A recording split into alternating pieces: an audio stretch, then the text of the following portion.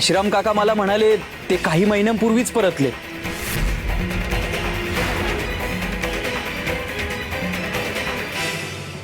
अरे मग दादा आलाय ना, मग छानच आहे की. आपण शोधून काढूया ना. अरे हवं तर आपली माणसं लावू, त्या सुभेदारांची 100 माणसं लावू, दादाला नक्की शोधून काढू आपण. पण त्यांना यायचं असतं तर केव्हाच आले असते ना. बरं ते आले तसं म्हणतोस ना, तर मग कुठे आहेत? घरात कुठे दिसतायत का?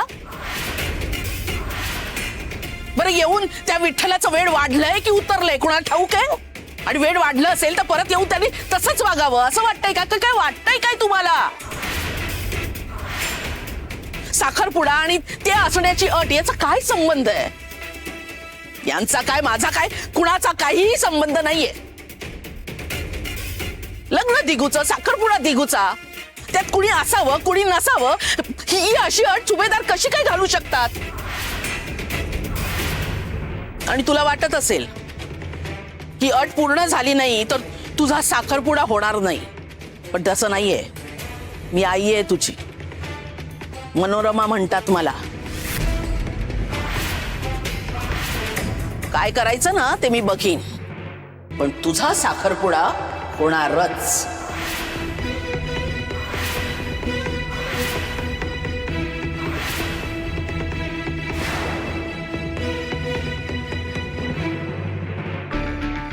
बाई तू उंदीर कशाला उगवला?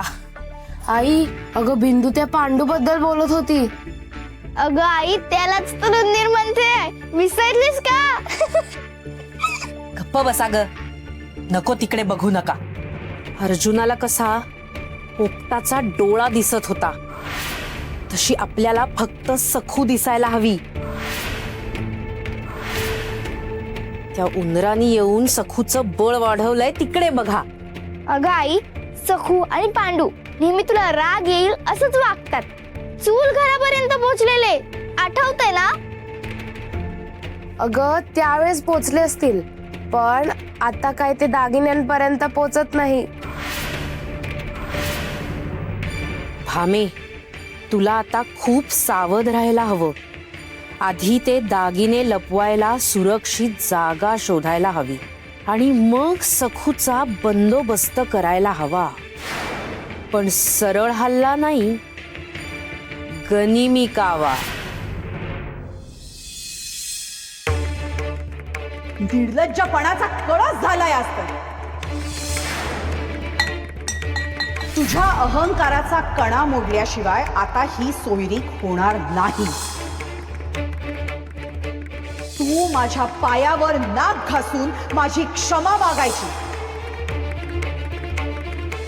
आमचं इतकंच म्हणणं आहे, साखरपुडा होतोय तर आग्रह आमचा इतकाच की श्रीधर पंत या साखरपुड्याला असायलाच हवे.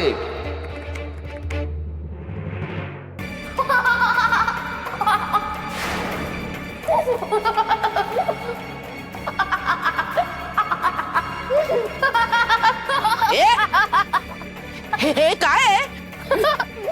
कशी उद्धटासारखी बसलीयस?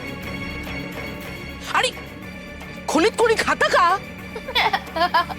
अगं हे हसतेस काय? अहो सासूबाई, तुमच्यावरच हसतीये. किती केविलवाणी अवस्था झालीये ना. ऐक बिचाऱ्या गरीब माझ्या सासूबाई. हे मला राग येतोय हा. माझी कीव करायची काही गरज नाहीये. अहो सहानुभूती वाटते. साखरपुड्याचे स्वप्न रंगवत होतात ना, आणि मला काय ते 8 दिवसांची मुदत देण्याचा मोठेपणा केला. आता काय झालं? काय झालं आता? काय झालं? काही झालेलं नाही, काही बिघडलेलं नाही, सगळं व्यवस्थित आहे. साखरपुडा होणार आहे. आज नाही का माणिकच्या घरी गेले होते मी, आणि तिथे हो मला ठाऊक आहे मला. काय काय माहितीये तुला? तुला काही माहिती नाहीये. अंबिका काकूंनी तुम्हाला नाक घासायला सांगितलं ना.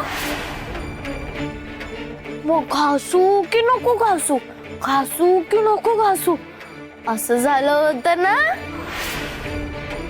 मग बाई माणिकताई आली सगळं सारव करायला. मग माझी होणारी सून आहे, माझी बाजू घेतली तिने.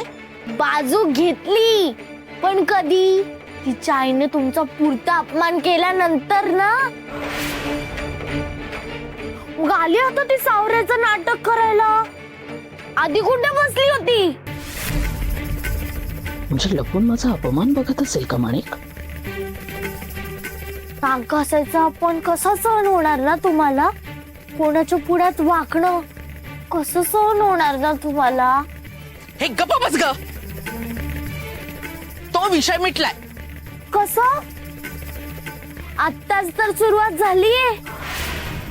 लग्नापर्यंत बघा अंबिका काकू तुमची कशी पिस काढते ते. आता जन्मभर सुटका नाही.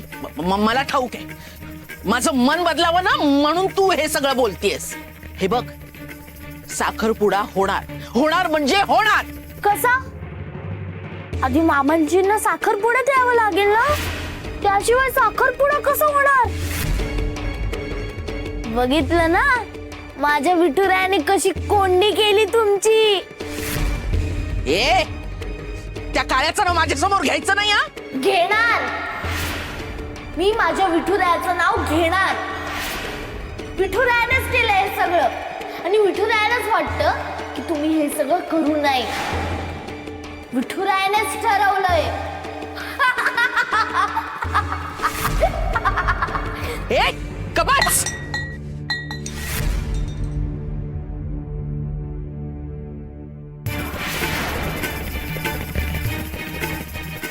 सखू सखू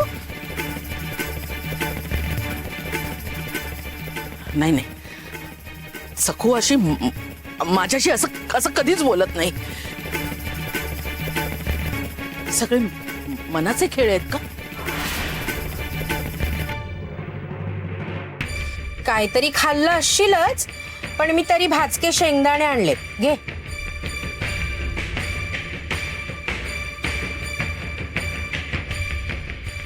सखू, पांडू तुझ्या सोबतीला आला ते बरंच झालं हा. तो सगळीकडे मलाच घेऊन फिरली असतीस. आता दोघं फिरा. सखू, तुला खरं सांगू का, काल तू येऊन गेलीस आणि मला खूप वाईट वाटलं ग. मी म्हटलं भाची एवढी अपेक्षेने आपल्याकडे आली होती आणि आपण काय लहान मुलीसारखं वागलो. आता ह्यात तिची काय चूक आहे ना? आई वडिलांनी केलं ते हिला निस्तरावं लागतंय.